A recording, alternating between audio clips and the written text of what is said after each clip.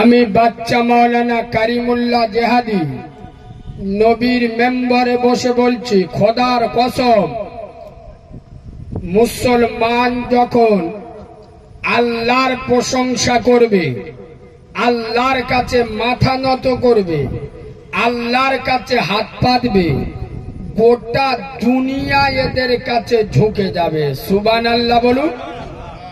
কিন্তু আজ মুসলিম জাতি ভিখারি জাত হয়ে গেছে। এরা গোটা দুনিয়ার সবার কাছে হাত পাতবে, যেখানে হাত পাতলে কাজ হবে মালগুলো সেকেন্ড যাবে। কথা বলেন, মানে কোথায় গো? মসজিদে যাবে? এরা ভিখারি জাত দুনিয়ার কাছে হাত পাতবে। এই বৈশাখ মাসের রোদ চোখ বুলু হয়ে যাচ্ছে না? কথা বলে